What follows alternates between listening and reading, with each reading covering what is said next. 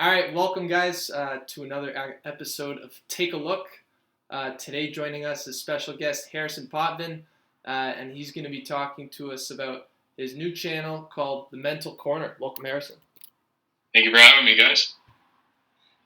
So Harry, you've been a big advocate for mental health. Not only you just started this channel a bit ago, but at Guelph you've done it, prior to, and we both swam at Whitby. Why did you do this? Like, why was it a big thing for you? I think the main reason why I started all of this stuff was essentially just because I had previously struggled with mental health for most of my life, and I never really had that older person or that peer that had experienced the same things as me to kind of guide me through it or tell me everything was going to be okay and kind of stuff like that. So essentially, I felt alone for most of my process, and I just didn't want that to happen to anyone again, because I understood how challenging it was to struggle alone and feel like no one was going to understand and stuff like that, and the fear of being viewed as a wimp or stuff like that. So I just kind of became an advocate because I wanted people to realize it's a lot of us have it, and it's not as unusual as you think, and you're not a wimp for feeling that way. So that's kind of just why I started doing this stuff. Yeah, and I think having someone that's of that age too, because there's a huge presence obviously in varsity sports at all level of sports, whether you're a kid, university student, professional athlete, whatever.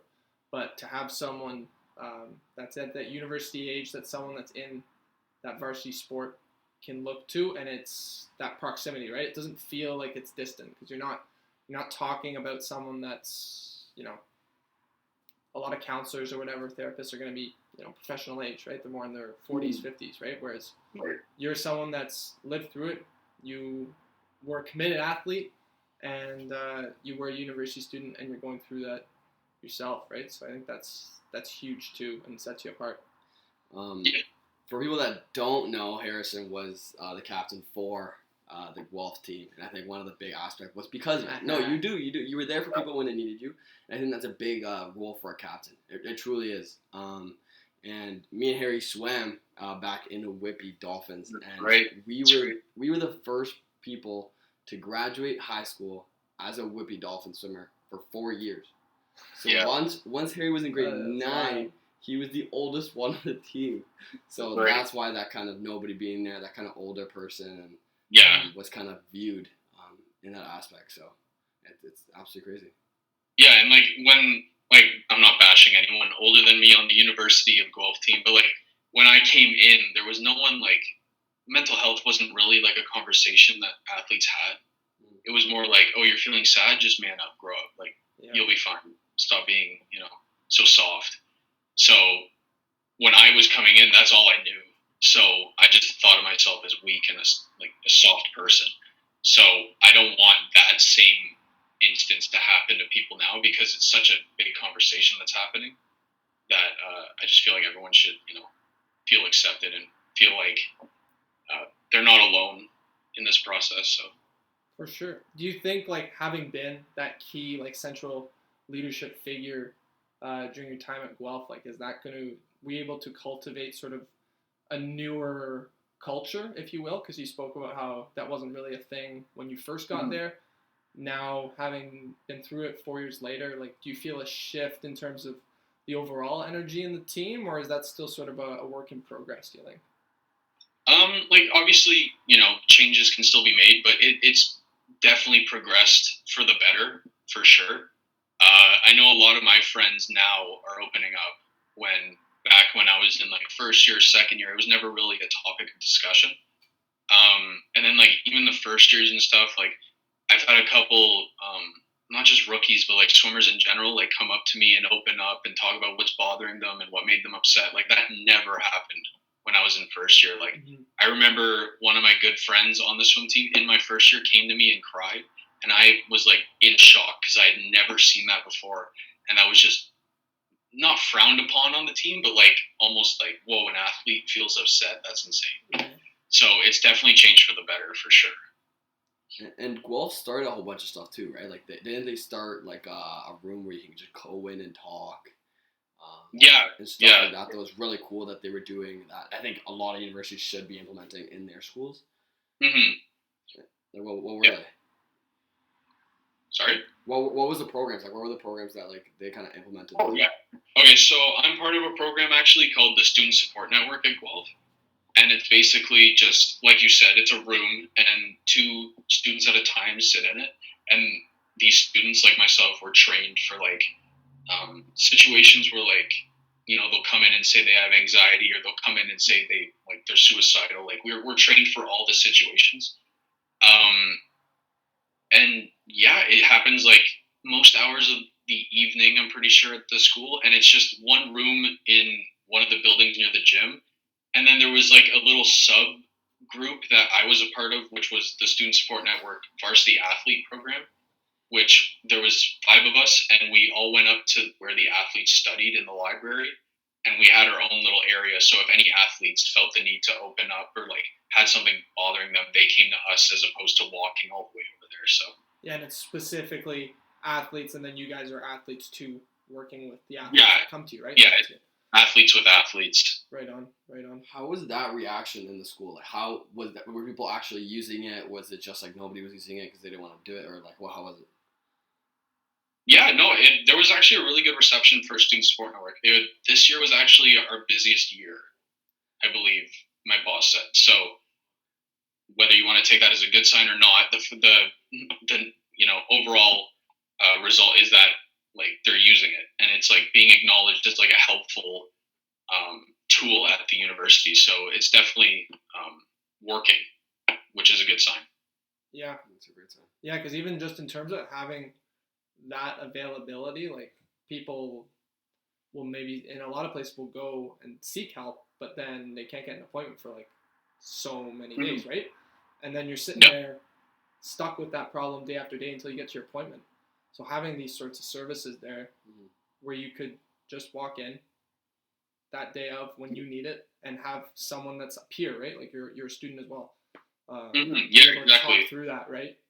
That's that's huge, and I think like more places need to way more. To do that. I think like our schools should have it. I think all schools should have something like it, because I think it's extremely important. Not only just to varsity athletes, like varsity athletes, yeah, they do see it, but the students in general. I don't think they have enough implemented for university students overall. Absolutely. So what's coming up with your channel? Like what are people are looking forward to? What have you done with it? Okay, so what I've done already, I'm basically doing 2 different parts with this channel. So the first part is just the Mental Corner vlogs, and basically every week I'm coming on and I'm talking about different topics about mental health, specifically things that I personally have struggled with, or like in my past I was dealing with, and I've learned how to recover and stuff. And before every episode, I do like a Q&A like on my Instagram before, and people just send in questions that I answer on the channel, like in the video, just based on solely my personal experience, because I'm not a professional, and I state that a lot. I may be saying stuff, but like while it works for me, it might not work for other people. But it's just like from my past experiences, like I want to share it with people, so people like realize that they might not be alone when they're struggling with stuff.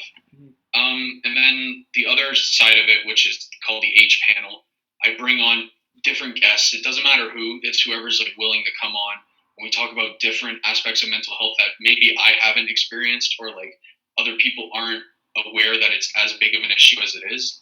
So I've already covered like how social media has led to us comparing each other, like comparing ourselves to like models and celebrities and Olympians, and it's like super unrealistic, and it's just it's not ideal or realistic at all to compare yourself to people like that.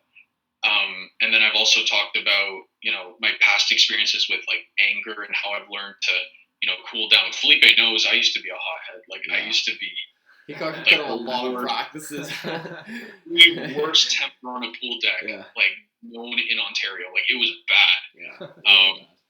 And then my first H panel guest was actually my roommate Brady Barrow. He was on the swim team as well, and we just talked about the side of sports no one really focuses on, like the culture where it's like man up, why are you so weak, and then just this unrealistic like being so hard on yourself all the time, expecting new results every time, when in reality, like especially swimmers, like we PB once a year. Like yeah, you train all these hours, you train so hard, and if you're 0.1 worse than your best time, 0.1 is nothing, you get upset.